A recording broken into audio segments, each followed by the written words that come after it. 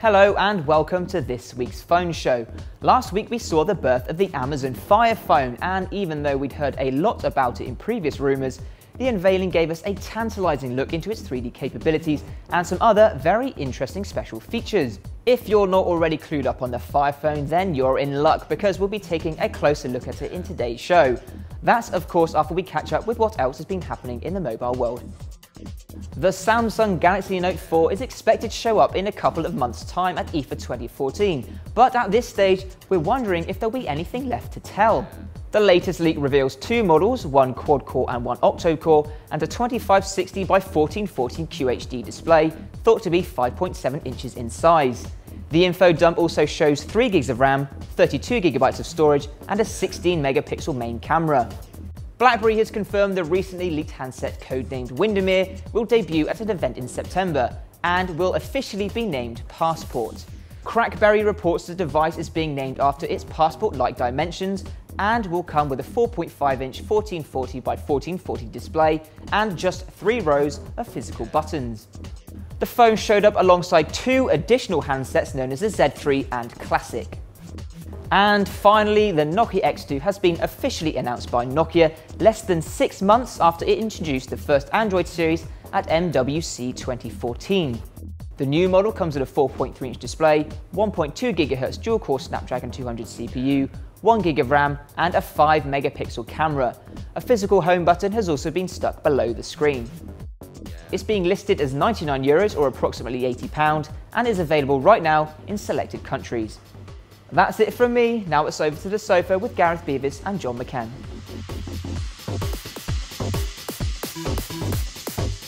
Hello and welcome to another Tech Radar phone show where this week we're talking all about the Amazon Fire Phone.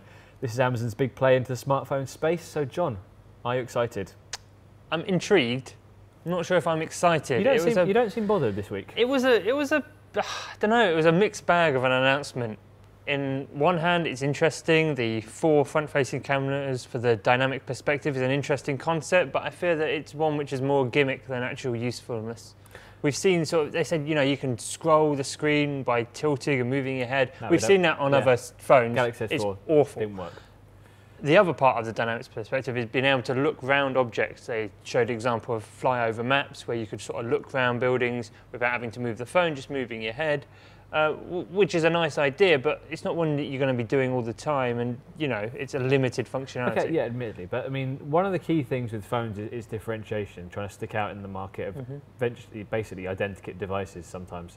So you're down the pub, you're with your friends, they show you that. That's a genuinely impressive thing. I mean, maybe it's not 100% useful, but it looks like it really works as that dynamic perspective, and at least it's something different. I mean, as long as it's not too cumbersome and doesn't get in the way of actually using the phone, then surely it's a good thing to see companies trying different stuff. It will be interesting because they're opening up the API to developers. Yeah. So, we could see games bringing in a dynamic perspective, and, that could create a more immersive gaming experience if you can look around corners or look around a map or something, which would probably be quite nice. But again, how much power is that going to use? You're driving 4 cameras which are constantly monitoring how far you are and if you're moving and all of that. So I mean, it'll be interesting, and it's running a slightly older processor which isn't quite as power efficient as the chips we're seeing on this year's flagship. So there's a lot of things to contend with, but we're not going to know until we've actually sort of thoroughly tested it. I mean, this isn't the first. This is the first phone from Amazon, sorry, but it's not going to be the first and only. They're theoretically, they said they open up the APIs. There'll be more coming in the future. If this is the start of a kind of a legacy for Amazon, where it works in the smartphone industry to create something that developers can get on board with. I mean, the Kindle Fire line has been popular. Maybe it's the same thing with this. I don't know. I mean, it could be interesting, and I like to see stuff tried differently. I think it's good to see that kind of stuff, and it could work. And and the other big selling feature is Firefly. There's a quick button on the side to press it, and then it's just sort of basic barcode and QR code scanner, but it's taken it to the next level. Amazon say you can scan pretty much anything in life: TV shows, music, films, a pub sign. But you don't like this. You think it's a gimmick. I think it is a bit of a gimmick. Yes, QR code and barcode scanners are useful on a phone, but very rarely do I actually find myself going, oh yes, I'll actually use it. I've had Google goggles on my phone for over a year now. I hardly ever use it. Okay, QR codes, I agree. No one needs a QR code, but I think barcodes, I mean, you're basically asking, do you shop online ever? And I think if you do, then this is a great way to kick it off. You know, the chance to actually start scanning your barcode when you're in a shop and just quickly right, what does it do? I mean, if it's there front and center in a phone, and it gives you access to something like Amazon, which people do trust, you know, it is one of those more trusted retailers, especially online, then I think I think that's actually quite a good feature. And anything that can scan like that and be really accurate would be really cool, I think. Yeah, sure, it'd be really cool, and you know, the idea of it being able to scan anything sounds fantastical. But then you've got to remember the results you're getting isn't going to be everything. Yeah. It's going to be, this is Amazon's results. This isn't the web's results. This is our results, which we want to try and drive you to buy something. Yep. So you've got to understand that they're not making the world open to you.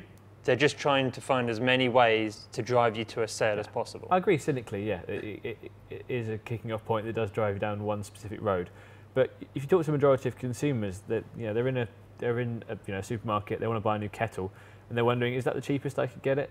They're often wondering, is it cheaper on Amazon? That's getting to the point of some people's mentality is like that, and that gives you the next step and finding out almost instantly. And then on top of that, you know, if you're a savvy consumer, you should be going on further and doing a bit more online searching. But you've entered that portal, you're there, you're online, you've got the information you want, and you know, it depends whether or not how easy it is to go and then do a Google search or whatever on top of that. But I don't see it as necessarily a bad thing to have another retailer competing in your pocket the whole time, and one that's usually a bit cheaper. No, I don't think it's a bad thing, but I do question how frequently people will use it. The first few months, I'm sure everyone will be going around snapping everything. Does it recognise this? Does it recognise that? And if it does, great, amazing. You know, Amazon have done a really good thing, but I can see people sort of forgetting about it after a few months. It'll sort of wear off the sort of gimmick only nature. If it doesn't work. I think that's the point. If it is, I mean, I'm not saying that it's going to be infallible, because it probably won't be that great at recognising one truck from the next or a certain TV show. And if it does start to fall down there, then people aren't going to use it. But if it genuinely does work, and it does actually give you all this information straight away, and you're like, wow, that's amazing each time, you will start to use it, and it will start becoming embedded. And I think that's not just for Amazon, but I think other manufacturers will start to realise this is important. And you know, the Samsungs, Apples, and HTCs will start finding a way to embed that into their functionality, and that's a great thing because it opens up the data of the world. So I think it'd be interesting to see if that actually does come forward. You're a bit different. Yeah, I know, but Google I/O has happened now, so I want to talk about Android L. You know, the big change, the big news. What do you think? It's interesting. It's not a massive overhaul that possibly some people were hoping for, but how is it not a massive overhaul? It looks different. It works differently. Everything is better. It doesn't look completely different. Yes, the notification. It's not iOS 8. Yeah. The navigation tools icons have changed to more sort of PlayStation button controls, which possibly aren't quite as intuitive as a home key is. It's now a circle. And yes, they've jazzed up the animations and made stuff smoother, but it's still Android. No, but I mean, yeah, okay, they've added animations, but it's also, they've interconnected apps, so there's no teleporting between different ones. Everything looks smooth and connected now. It looks like one thing goes to another, I think it looks completely different, and I think, you know, from a visual point of view, it's a whole new ball game. They have freshened it up. There's less clutter now, especially in the stock Google apps that we've seen. There's more block colour and simple shapes, and that's obviously going to hopefully make it easier for people to use. There's also a lot of stuff going on under the hood. They're saying performance is going to be greatly enhanced. They're also touting PC quality games and graphics on the high-end smartphones and tablets from the end of this year. Yeah. And we saw they show a trailer at I/O, which obviously looked very impressive. You know, how will that actually look when it's actually on a phone? Will be interesting, but it looks very promising. I mean, that trailer they showed was obviously, you know, it has to have the hardware to make it work, but it's really cool that you can actually have these. I think there was an NVIDIA specified tablet, which obviously is very gaming focused, but you know, the theory would be that any kind of effort put into the GPU and the graphics processing and that kind of thing would really work well, and Android is now really receptive to that. And I think if you combine that with things, you know, as well, like Android TV, you know, with I don't know how the mirroring would work, but if you could mirror your screen really well onto a big screen, then I think it'd be a really, you know, it'd be a game changer. But you know, we've seen that before, that these promises have come that you get a gaming experience on your phone, that you can have it on there, and then suddenly there's a couple of milliseconds latency and it doesn't really matter anymore. You know, as long if the action doesn't marry up, then there's no point.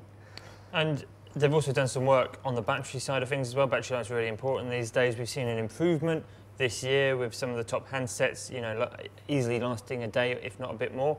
And is it Project Volta? Volta, yeah. That they've brought in to try. Svelte Volta. Yep, they love that sort of craziness. But yeah, so that gives developers far more tools when it comes to creating an app and seeing where the power drainage is and seeing where they can make efficiencies within their applications. And also, it's better for the user as well, because when you come to use your phone, everything will be working far more efficiently. See, I saw this, but I don't think the battery is going to be changed that much. I mean, it seems that Android, Google's added in a power saving mode that every phone that's not Nexus has really.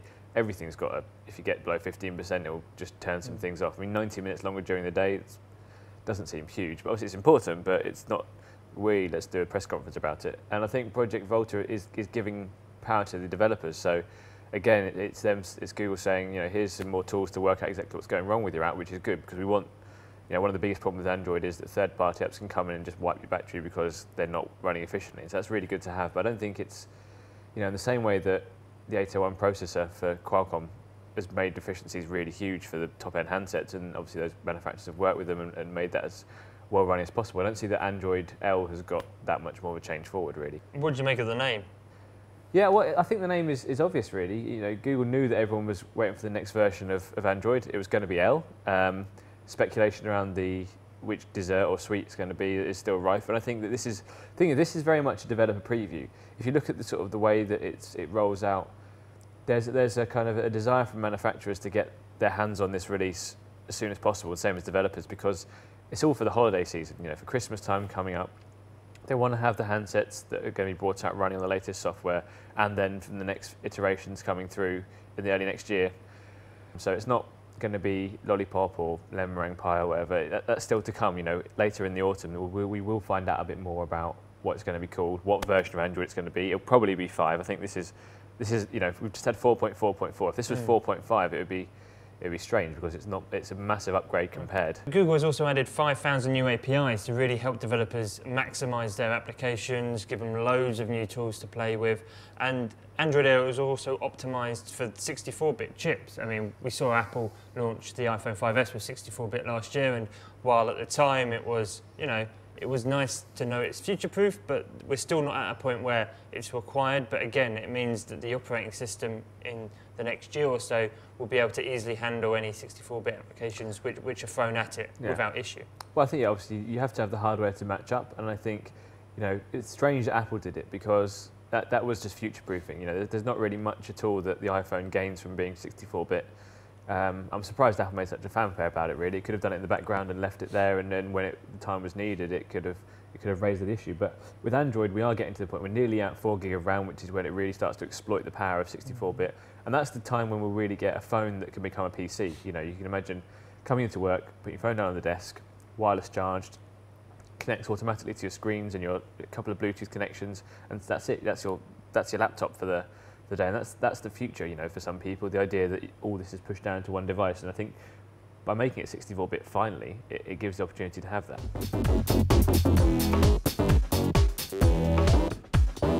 That's it for another phone show, so thank you very much for watching. We've talked about the Amazon Fire Phone and Android L. Let's have a quick moment about Android L, John. So apparently if it's new on top, it looks different, it's different inside, and it has a whole new functionality. Apparently it's not that much different, right? I'm hard to please. Let's wait for the trees. Thanks very much for watching, and please like, comment, subscribe if you want to.